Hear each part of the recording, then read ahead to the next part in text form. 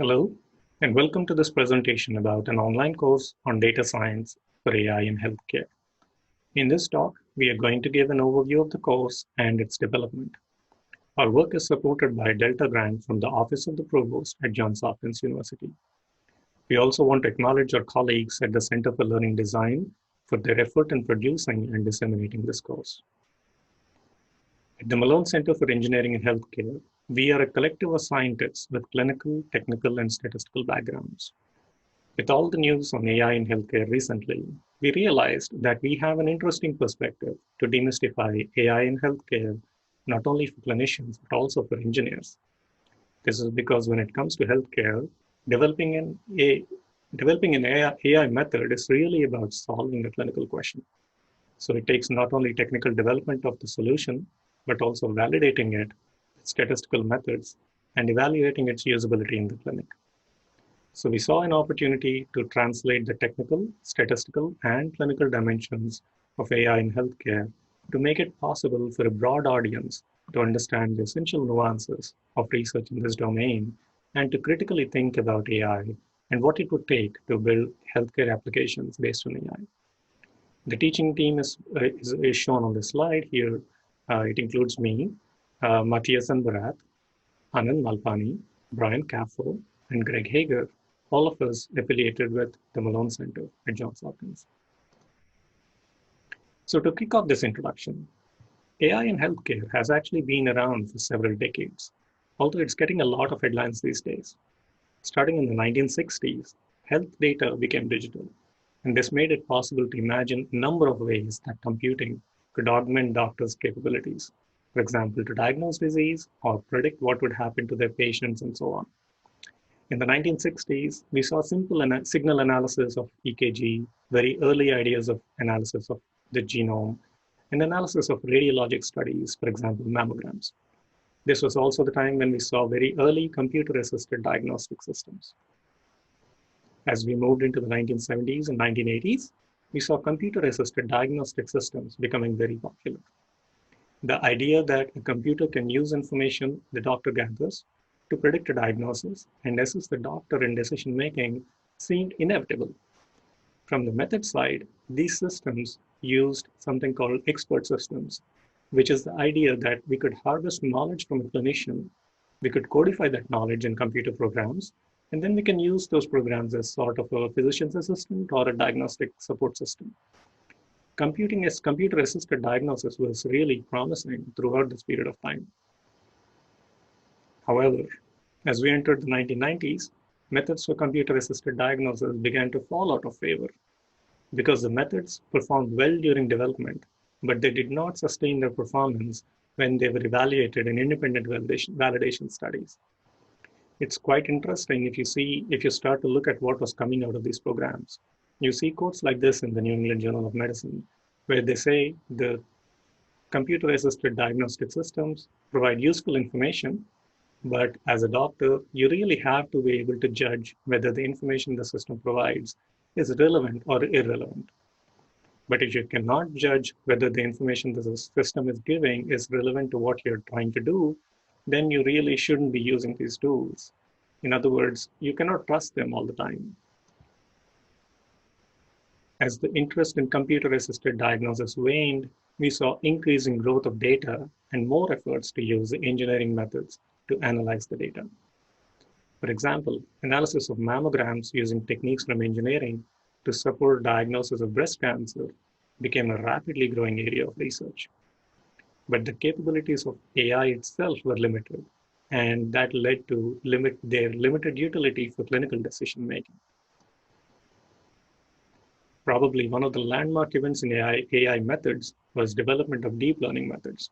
These deep networks significantly improved algorithm performance in many areas like speech and language processing, computer vision, and others. Not surprisingly, this led to a rapid translation of deep learning methods to healthcare, using data such as images, electronic medical records, and so on, leading eventually to multiple FDA-approved AI-based products for doctors to use. And so this is really the beginning of a new era where we now have a set of tools that are being launched, which are available not just to clinicians, but also to patients through websites or through apps, which provide them tools and insights that are really unique to their individual health status. And we can imagine a not too distant future where a patient comes in to see the physician and you see an interaction like this. It's not to say, can you take my vital signs? Can you listen to my symptoms and give me a diagnosis? But instead, it is to say, hey, here's all the data I've collected using my wearable devices and apps. I ran these data through some type of an algorithm, and here is the output. And now I want you to help me to interpret this output and my health status. In other words, understanding and explaining AI and its output is becoming a fundamental skill for the practice of medicine. And it's not clear that we're really in a position to kind of accept this future for a couple of reasons. I think the first is that these are an entirely new set of tools for healthcare providers that they need to learn about, but at the same time, a lot of these tools have been engineered to provide information, but they haven't necessarily been packaged into a form that allows patients and healthcare providers to have a meaningful conversation about them without essentially having an engineer or a statistician in the room who can kind of connect the dots. We really need to move past this to the point where we really see AI in healthcare as a team science that is still focused on the patient-physician relationship. They can be the sort of tools that we saw in the New England Journal of Medicine code, where the physician cannot really trust them. Instead, the AI tools should provide reliable information that the physicians and patients can understand and that facilitates shared decision making between the patient and their doctor. And in fact, so much of what we're going to talk about in this course, and more broadly, what we think about in our research agenda, is how do we enable this sort of conversation around data in a meaningful way for physicians and patients and ensure that their decisions are well informed. So our goal is to optimize healthcare decision-making, eliminate error, and improve outcomes and value in healthcare. In fact, this is not a new idea. Here are some reports from the National Research Council and the Institute of Medicine dating back to the early 2000s on these ideas. And in fact, we're at a time of great opportunity. There's the availability of large amounts of data because of advances in technology and data collection. And by some estimates, 1 million gigabytes of health-related data collected on an individual over their lifetime. We've also seen great advances in AI methods, including the computing to fit those methods, such as graphics processing units and tensor processing units. We also have a societal commitment, but most importantly, regulatory agencies and funding bodies are interested in this and interested in making progress on these ideas. However, we are not without our challenges. Here's a report from 1994, a paper from 1994 from the New England Journal of Medicine that gives a report card on computer-assisted diagnosis. It gives the field a grade of C. And I'm going to read a quote, and I'd like you to stick it in the back of your mind, and we'll think about it later on when we think about what is the state of affairs in 2020. So typically new models were tested, found to exhibit interesting characteristics, and then abandoned when their developers found that the next steps were far harder than designing the first model. The advent of massive computing power with parallel processing has brought new experiments with the diagnostic process, but none have gone much beyond the development stage. And here, let's look at 2020. Here is from a machine learning model registry comparing different conditions by the fraction of models that were appropriately validated. And you can see that this fraction can be as low as 40% or even a little lower. We can also look at the ability for models to discriminate by various conditions and see that there is quite a bit of heterogeneity between conditions and maybe even some instances of not great performance within conditions. So let's also look at a specific example, diagnosis and prognosis for COVID-19. These studies looked at 3 months, 27 studies, and 31 models. Think about this quote in relation to the earlier quote from 1994. All studies were rated at high risk of bias, mostly because of the non-representative sample selection of control patients, exclusion of patients who had not experienced the event of interest by the end of the study, and high risk of model overfitting. Unfortunately, the review demonstrates that the quality of the identified models is uniformly poor and none can be recommended for clinical use. Do you think if if the New England Journal study was being conducted today, what grade would they give us in 2020? How much better than a grade of C would we have? Well, we'd like to put forward a model for how the process of developing AI for healthcare should work. Ideally, Ideally, a caregiver, for example, someone from the School of Medicine at JHU, might say something like, I'm seeing a lot of patients with flu-like symptoms in the ER. We need a way to diagnose infection with COVID-19 versus the flu among patients who visit my ER. And someone from the School of Engineering might say, well, using computed tomography images, I can engineer a deep learning algorithm to discriminate between pneumonia due to COVID-19 versus the flu. And then here we have the Bloomberg School of Public Health, but that's just where a large collection of biostatisticians are at. The statistical community might say mechanisms for how data are obtained can affect algorithm performance and applicability. Ergo, we need to do substantial validation of the models in order to put them into practice. And what we'd like to do is create a course that integrates these ideas into one coherent framework. And we're calling this course Data Science for AI in Healthcare, an online course. We're very appreciative. We're doing this with the Center for Learning and Design and these individuals here. And we have funding from the Office of the Provost at GHU, which we're very appreciative of, and the Digital Education and Learning Technology Acceleration, or Delta grant, that we received in 2019 that we're also quite appreciative of. So we do thank you for tuning into the class. And our overall goal for this class is to equip learners with critical thinking skills to design, analyze, report, interpret research on AI in healthcare. And we'd like to equip people with being in all three parts of this triangle that we have here, in the ability to integrate the different sorts of knowledge here into a coherent framework. Demonstrate in slightly greater detail how the skills communicated in this course transition into our everyday life and practice, we want to go over a case study. And this case study will be led by me. I'm Matthias Unberat, an assistant professor in the Department of Computer Science at Johns Hopkins University. We have selected a fairly timely study, which is called Artificial Intelligence Distinguishes COVID-19 from Community-Acquired Pneumonia on Chest CT. And this study considers a deep learning model that is applied to chest CT scans and that can accurately detect COVID-19 and differentiate it from community-acquired pneumonia and other lung diseases. The model was trained on more than 3,000 patient CT datasets and achieves quite noteworthy performance with an area under the receiver operating curve, or 0.95, with very high sensitivity and specificity values.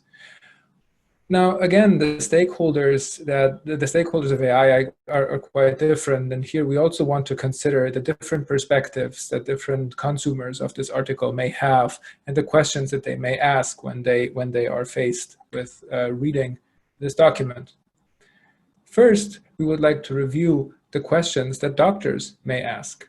The question that at first read may sound a little bit naive is the question of, does the algorithm work? But ultimately, that for a practitioner is the most important question, because they care about how the algorithm transitions into their practice and how it will affect their treatment decisions and ultimately the patient's outcomes.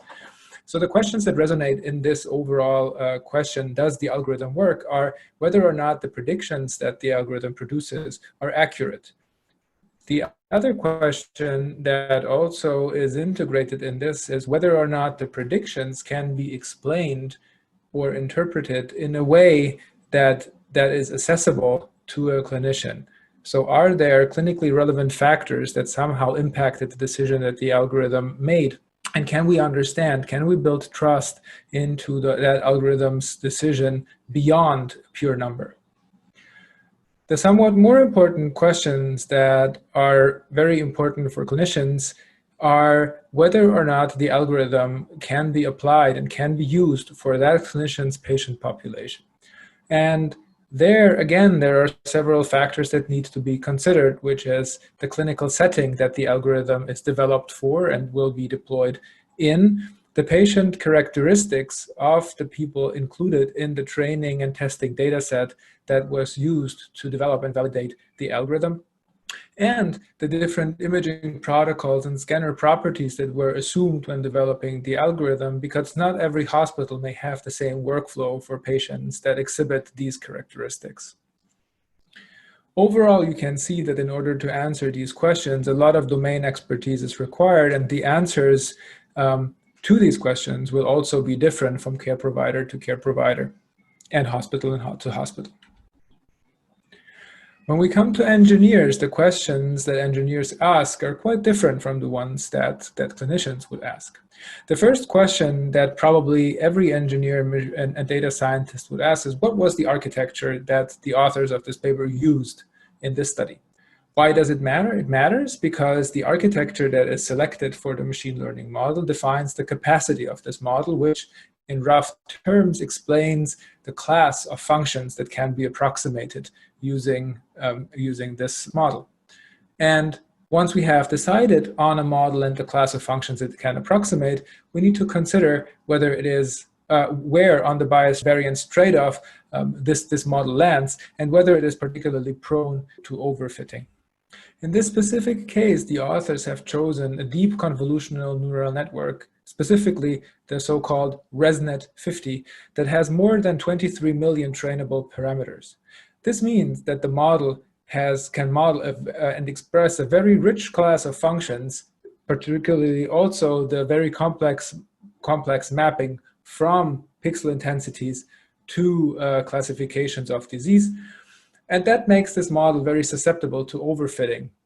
Overfitting essentially means that we observe a high performance on our training data set, but at the same time, poor performance, poor generalization to our test data set. This is usually due to the fact of so-called spurious correlations, which means that the model learns to exploit information that is helpful to make a classification on the training data, but not particularly helpful on the testing data set. So it overfits to features that are not truly informative of this decision-making process.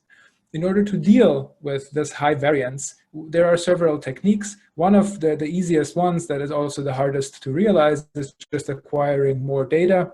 But there are other techniques such as regularization and different modeling tricks that allow us to train well generalizing models even in the high variance regime. Another aspect that engineers consider is what is the input into the model and what is the output from it, to better understand how the authors modeled this specific classification task. In this case, the input to the model are actual CT slices, which is a little bit surprising considering that the paper considers CT classification. So you could have expected a three-dimensional architecture, which in this case it is not. And the output to the model is a 3-class softmax, which is a probability-like response that corresponds to 3 different classes: COVID-related pneumonia, non-COVID-related pneumonia, and no pneumonia. We are interested in understanding whether the model is applied to the raw data or whether other processing strategies are being applied in order to apply the model on a somewhat simplified input data.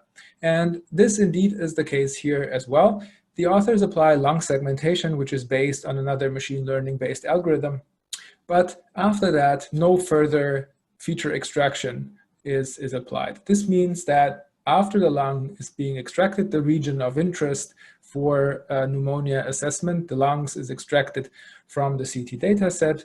Then the model ResNet-50 operates directly on the pixel intensity values, which means that this mapping, again, pixel intensity values to a classification, is a very complicated mapping, which necessitated the use of a very high capacity model such as the ResNet. Now we're interested in discussing a little bit the criteria that were used to train this deep learning model. One of the most important criteria that we need to select is the so-called optimality criterion, because this criterion will determine the model behavior after it was trained.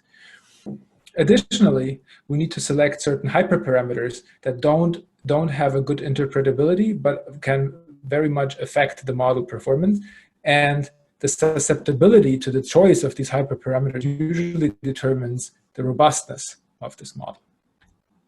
In this specific case, what was used here as an optimality criterion was cross-entropy loss, which favors a solution that has a very high log likelihood for the correct class.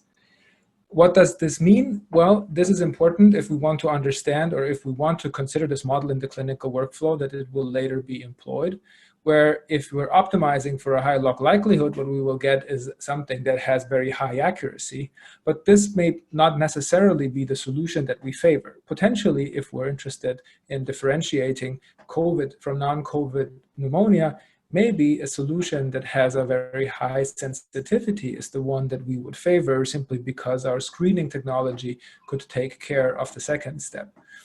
But again, this requires, and the tuning of these parameters requires domain expertise and precise knowledge of the use case of this algorithm.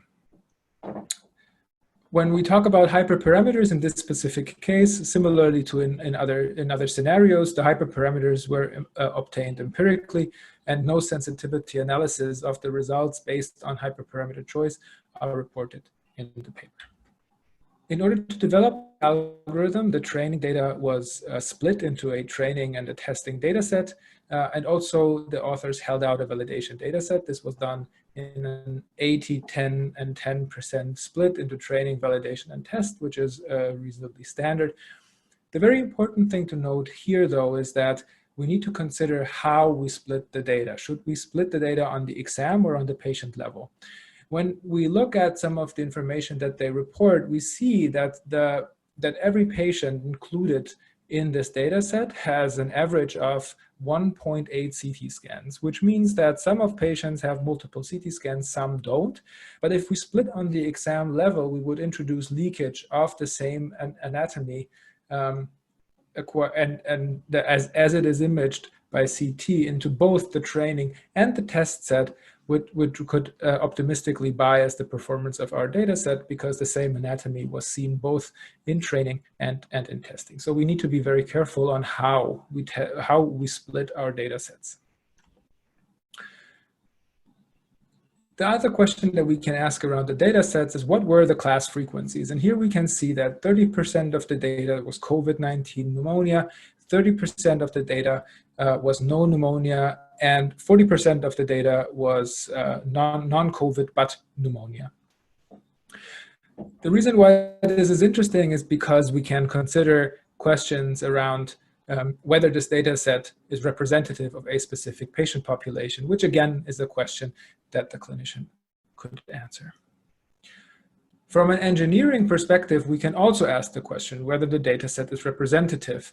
And the question that we're asking here is mostly whether the algorithm that was developed based on this data set is likely to generalize to other data sets. And in order to answer this question, we can take a look on how the data was acquired retrospectively from the hospital's PACS system. The COVID-19 patients, for example, were acquired in the time period from December 31st, 2019 to February 17th, 2020. So in a very short, about 2-month period in the early 2020. However, all the other data sets from non-COVID-19 patients were acquired from a much larger time span, from August 2016 all the way to February 2020, and all different sorts of CT scans were considered. Outpatient, inpatient, emergency room, and clinical settings were included in this data set. Why does this matter? It matters because the imaging protocol and certain scanner characteristics, such as the reconstruction kernel or the noise characteristics, can matter in differentiating one class versus the other. So for example, if all the COVID-19 cases were acquired with one specific scanner versus all the other patients with a different scanner that was not available, for example, in August 2016, then learning to differentiate scanner parameters and therefore scan location can be informative of this differentiation, which clearly is a spurious correlation that we have talked about. So here is a cartoon to help us zoom out and see the concepts we just discussed in the big picture. As I said earlier, Developing a solution, AI solution for healthcare is really about solving a clinical question. And this cartoon is going to help us connect the dots here. So this cartoon is a picture of the pipeline for studies on AI for predictions in healthcare. Here, predictions can be whether an individual has a disease at a given point in time, which is diagnosis, or whether an individual with the disease is likely to have a certain outcome in the future, which is prognosis. The study pipeline begins with recruiting a sample of individuals from an underlying population. The blue triangle we see here, called participant sampling mechanism, includes elements like patient inclusion, exclusion criteria, and the participant selection method. Then we see the study sample and the box called data collection mechanism. This mechanism includes how data were actually obtained from participants. Once the data are collected, we use them to develop algorithms for diagnosis or prognosis and evaluate the algorithms by comparing their predictions against the ground truth. The concepts that Matthias discussed earlier are largely about the right side of this cartoon, which is about development and validation of the algorithm. If we were to see the same cartoon from a statistician's perspective, here are examples of questions they'll ask. These questions largely refer to the target population, how patients were selected from the population, how data, including ground truth, were collected, the sample size in the study, missing data, and variance in the estimates. These questions are largely about the left side of the cartoon here. This is not to say that there are hard boundaries between what engineers and statisticians care about, but we're only saying that the machine learning and statistics literature differ in the concepts that are most frequently discussed. We'll now go through a few examples to illustrate some of the statistical concepts. The study that Matthias discussed in the previous section was about an algorithm using CT images to diagnose COVID-19 pneumonia. So it is a diagnostic accuracy study. The authors used data collected from reviewing charts of patients who were taken care of in the past. In such studies, the ideal way to sample patients is using the same source population and using the same mechanisms for individuals with and without the target disease. The reason for such careful sampling of patients is to have an unbiased mechanism such that we understand the underlying population to whom the findings apply. What we see on this slide is the ideal scenario.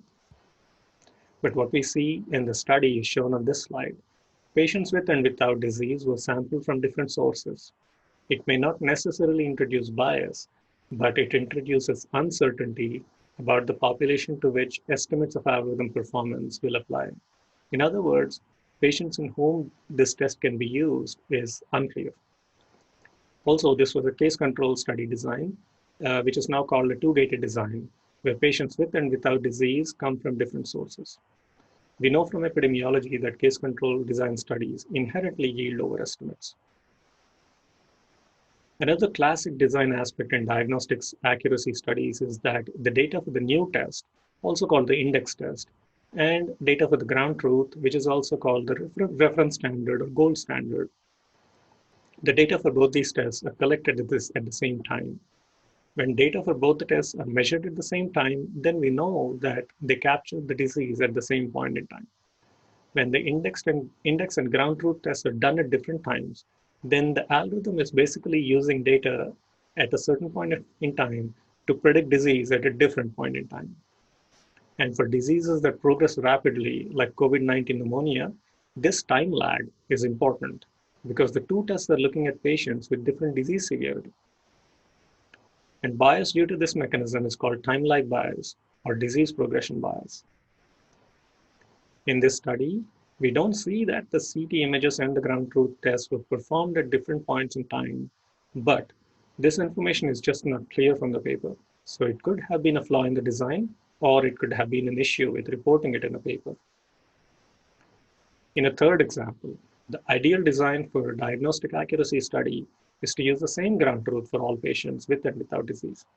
As I said earlier, this was a case control study or case control design or a two-gated design where patients with and without disease came from different sources, and patients with COVID-19 were diagnosed with RT-PCR, and patients without COVID-19 who were from a past time point were diagnosed with a variety of other tests for pneumonia.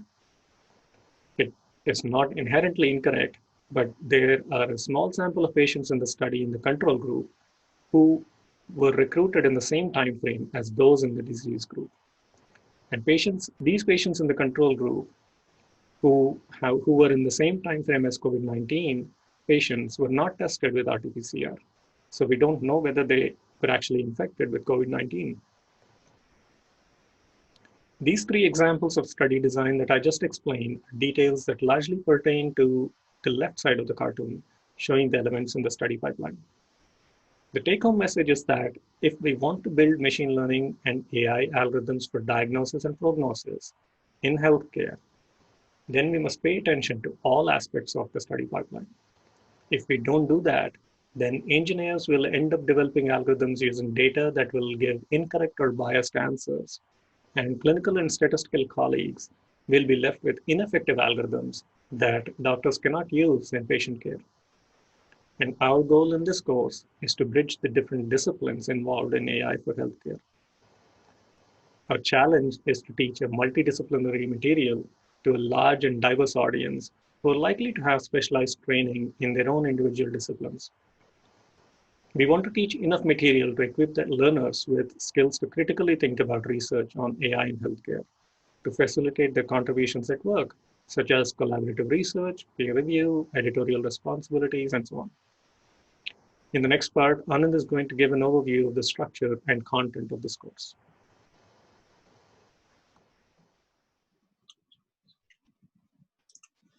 We have taken a modern approach of designing the course and kept it modular so that we can customize and order the modules. This allows us to cater it for the different audiences that we have been talking about during this presentation, including the statisticians, engineers, and clinicians. We are using a didactic format and have recorded lectures for the basic concepts.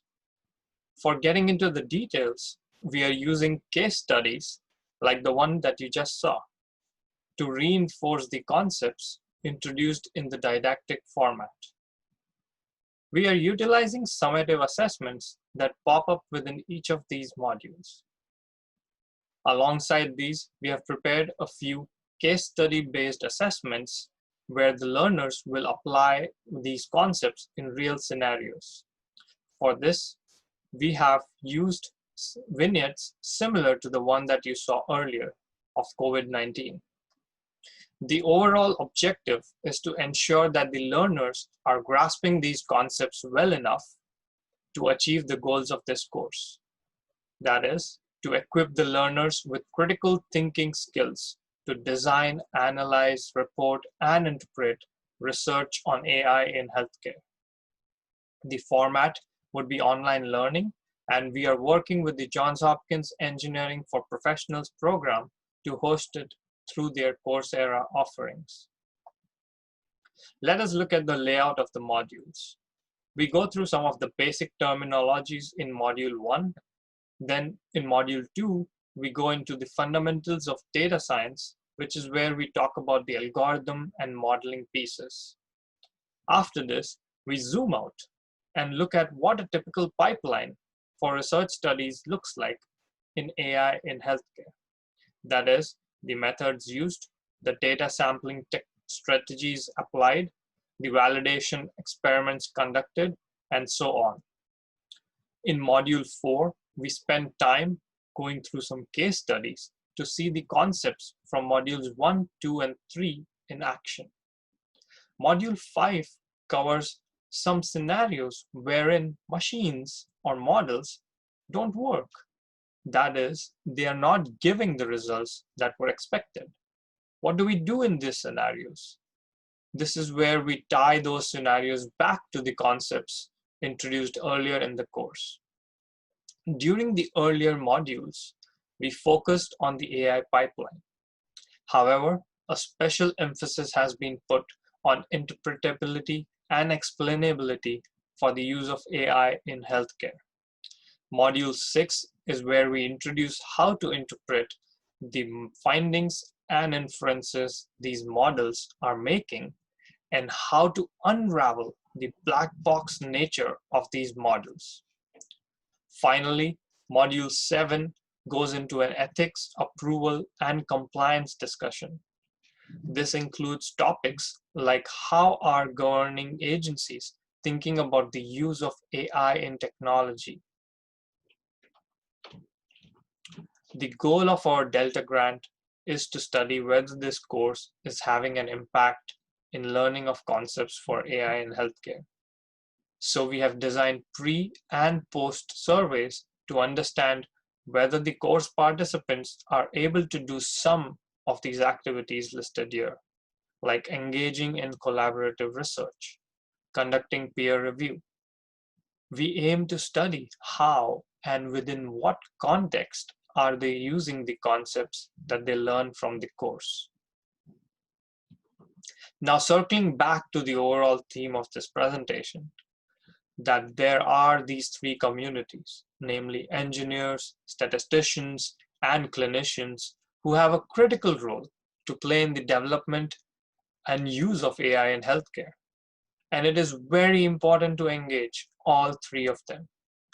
This is where the overall impact of this course merges with our university's vision of forging collaborations across disciplines. And this is also a founding principle of our Malone Center for Engineering in Healthcare. Our course is aimed at preparing researchers across the university divisions to conduct transdisciplinary research that will transform healthcare by building AI frameworks with rigor to ensure the safe and effective delivery of patient care. The details about this course can be found at the website shown here.